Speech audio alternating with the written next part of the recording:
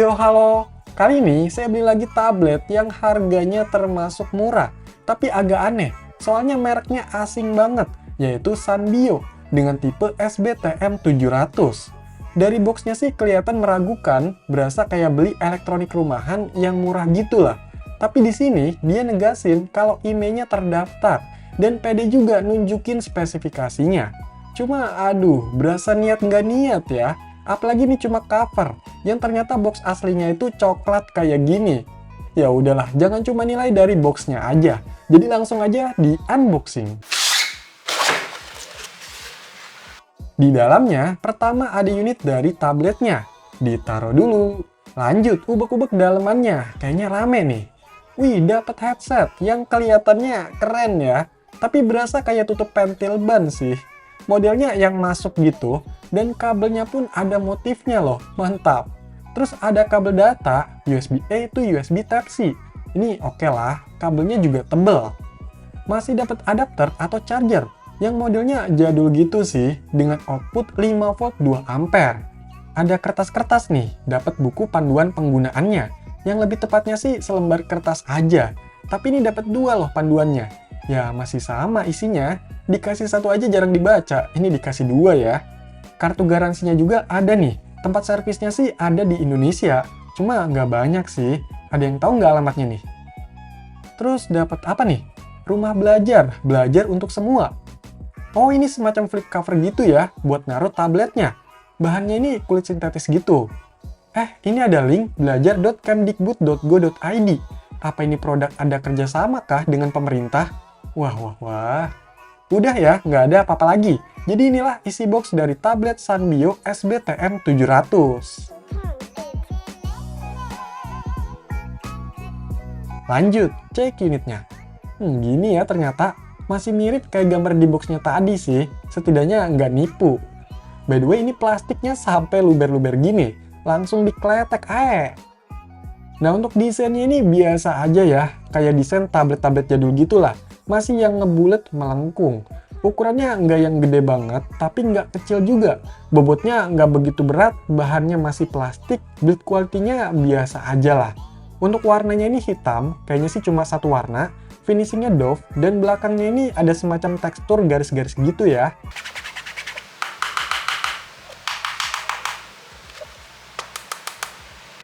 Untuk di bagian depannya ini ada layar berukuran 8 inch, atasnya ada kamera 2 megapiksel dan earpiece.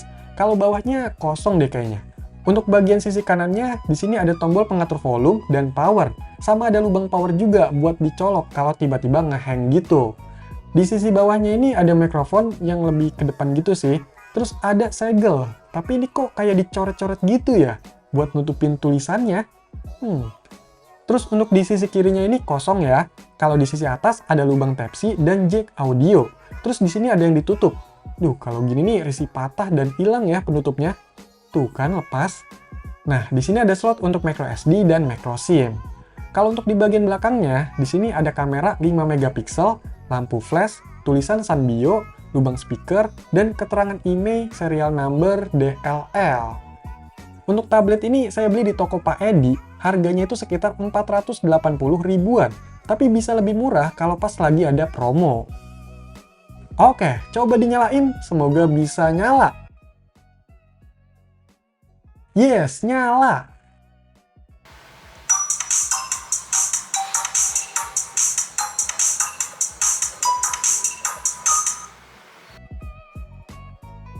Widih, langsungan aja nih ya, nggak ada setupnya. Dan inilah tampilan awal dari tablet Sanrio SBTM 700.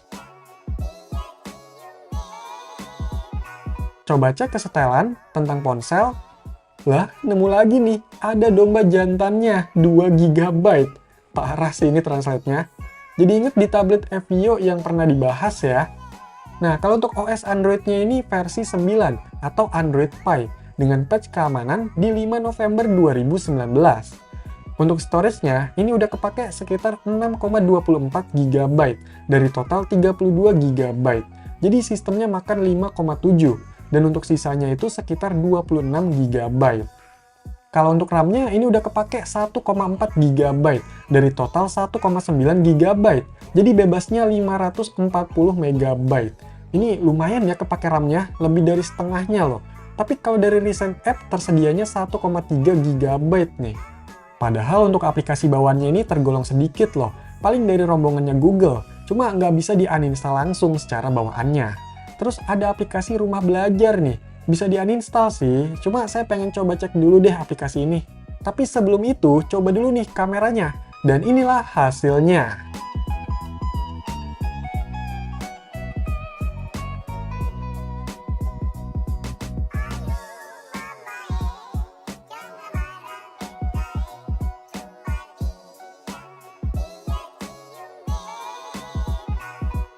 Mungkin banyak juga nih yang belum tahu merek Sanbio. Jadi setelah cari infonya, ternyata merek ini di bawah dari perusahaan SME Group yang bergerak di bidang penjualan hardware komputer dan perangkat elektronik lainnya di Indonesia. Selain Sanbio, dari SME Group ini ada merek Biostar, Kingston, D-Link, dan sebagainya. Cuma untuk tablet, kayaknya nggak sebanyak penjualan perangkat yang lain ya. Sanbio SBTM700 ini kemungkinan dirilis sekitar tahun 2023 dengan harga yang memang murah, tapi ada juga beberapa web yang ngejual tablet ini di atas 1 jutaan, sedangkan toko ofisialnya aja jual di bawah 500.000. Terus di tablet ini ada aplikasi rumah belajar, kayak semacam e-learning gitu kali ya. Pas saya coba buka dan jelajahin menu-menunya, kayaknya aplikasi ini membutuhkan internet, tapi sekarang udah nggak bisa diakses lagi datanya. Mungkin udah nggak aktif server aplikasinya. Dan kalau lihat dari flip covernya ini ada link dari Kemdikbud. Apakah ini tablet ada kaitannya dengan pemerintah? Tablet untuk program atau apa gitu? Entahlah, ini unit emang minim informasi ya.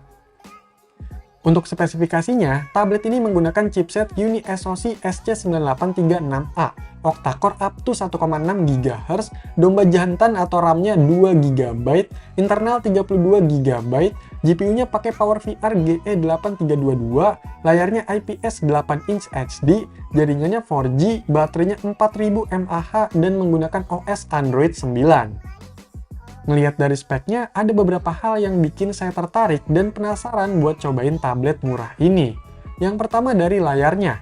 Ukuran 8 inch memang bukan termasuk besar, tapi nggak kerasa kekecilan juga kayak 7 inch.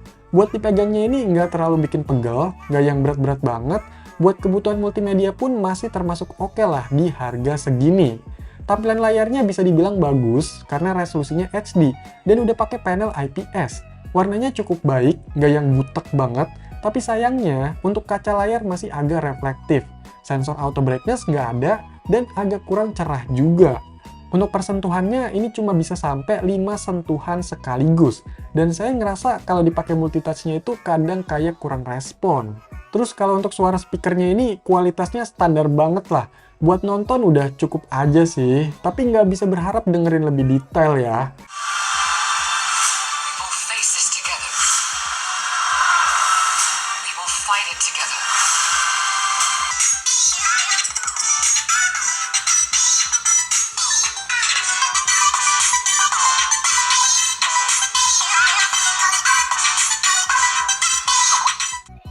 Nah, untuk lubang yang udah pakai USB Type-C ini jadi cukup menarik lah. Nggak ribet perkabelannya. Udah support OTG, tapi sayangnya nggak support display out. Dan input powernya itu terbatas. Ya wajar lah, masa murah minta banyak. Sistem Android-nya ini memang bukan yang baru-baru banget. Tapi Android 9 setidaknya masih banyak aplikasi yang support.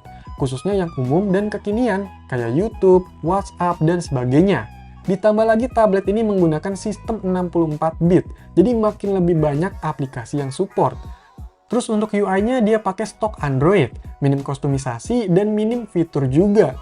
Tapi positifnya bisa lebih ringan lah sistemnya ini. Untuk penyimpanannya dikasih 32 GB. Lumayan masih bisa buat install beberapa aplikasi atau game. Kecepatannya ada di sekitar 115 MB per second read dan 94 MB per second write-nya. Slot microSD emang ada, tapi tetap aplikasi harus install ke internal juga ya. Untuk chipsetnya, tablet ini CPU-nya udah octa-core, walaupun pakai yang kelas low-end dari UniSoC. Untuk performanya ya cukup oke lah di harganya. Benchmark pakai Antutu V9 itu masih dapat skor di 107 ribuan.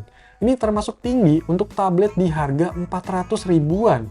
Sayangnya performa CPU-nya nggak diimbangi dengan kapasitas RAM yang cuma 2 GB. Jadi agak kewalahan nih untuk multitasking ataupun buat main game. Walaupun kalau main game sebenarnya masih bisa-bisa aja kok. Contohnya kayak Mobile Legends, di settingannya itu bisa dapat frame rate tinggi dan grafik ultra. Cuma ya tahu diri aja sih, mentok-mentok di grafik sedang itu masih cukup lancar. Atau pilih yang rendah aja deh biar makin lancar.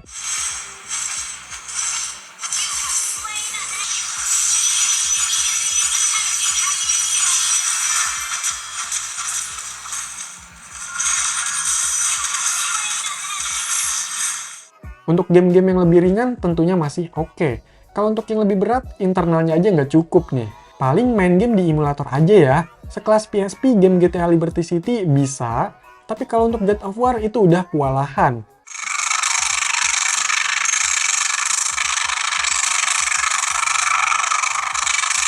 Untuk game PS2, emulatornya emang bisa diinstal karena udah 64 bit. Tapi pas main, nge-lag-nya minta ampun. Begitupun untuk emulator Dolphin, buat GameCube kerasa masih kurang, walaupun nggak separah PS2. Tapi untungnya, bodi tablet ini nggak sepanas matahari, kayak nama dan logonya itu ya. Terus untuk baterainya, 4000 mAh termasuk besar, iya. Tapi dalam penggunaannya, tablet ini paling bisa dapat screen on time di sekitar 3,5-4 jam. Atau misalkan buat main game Mobile Legends, hitungan 10 menit, itu baterainya berkurang sekitar 5%. Sedangkan untuk ngecharge-nya, itu butuh waktu sekitar 2,5 jam.